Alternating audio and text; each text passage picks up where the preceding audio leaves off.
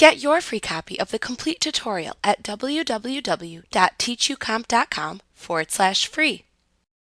All documents based on the normal template contain space for header and footer information.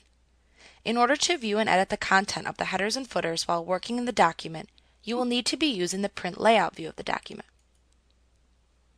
To view header and footer information and edit it in your document, you can select either the header or footer buttons as needed from within the header and footer group located on the Insert tab within the ribbon.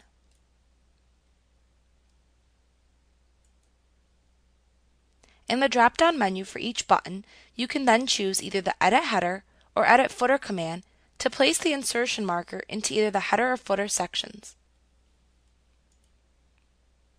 Alternately, you can simply double-click into either the header or footer areas in the document to place the insertion marker into the header or footer. Once you have entered either the header or footer sections, you will also see a new tab in the ribbon that you can use to assist you in editing information in the headers or footers. Also note that when you have entered into a header or footer, you cannot edit the content of the body of the document until you switch back to normal editing mode. You can do this by either clicking the Close Header and Footer button or by simply double-clicking back into the body of the document. When editing the headers and footers, you can move between the headers and footers using the buttons provided in the navigation group. Note that you can also press the up and down arrows on your keyboard to move between the headers and footers as well. Within the header and footer sections, you can type or insert whatever information you want to appear.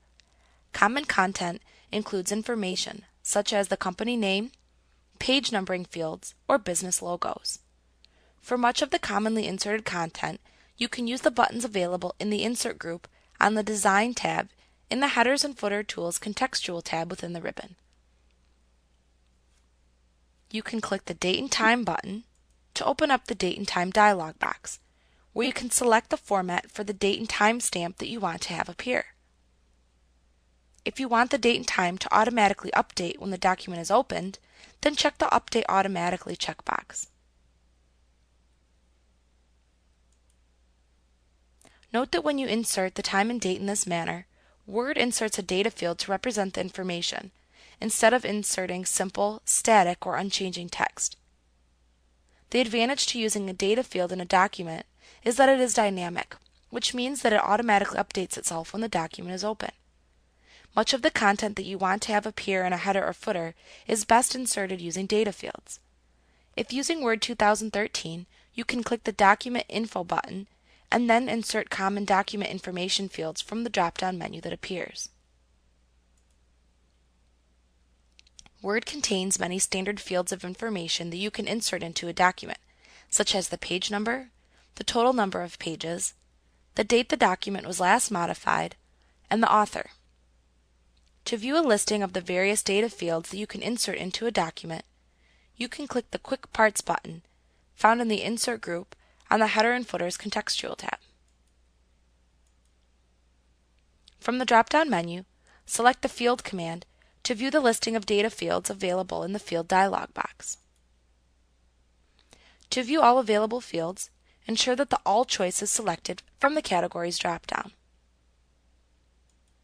Below that, you will see a listing of all of the available data fields shown in the Field Name scroll box. Select the name of the field that you would like to insert from the list, and set any additional options for the selected field to the right of the list. Then click the OK button to insert the field. Back in the Insert group on the Design tab, you can also click the Pictures button to insert a picture from your computer's file system.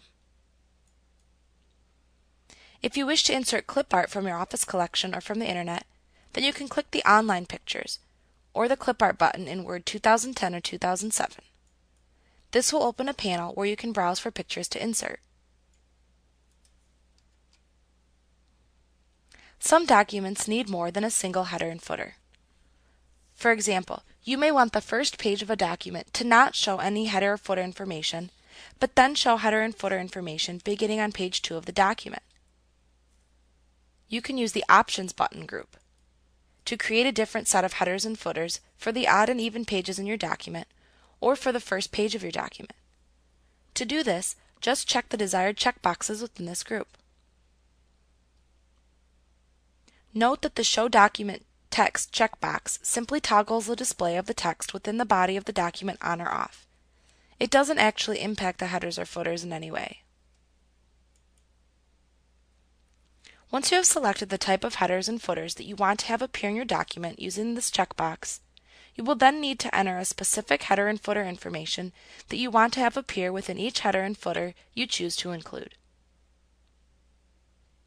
Like what you see? Pick up your free copy of the complete tutorial at www.teachucomp.com/free.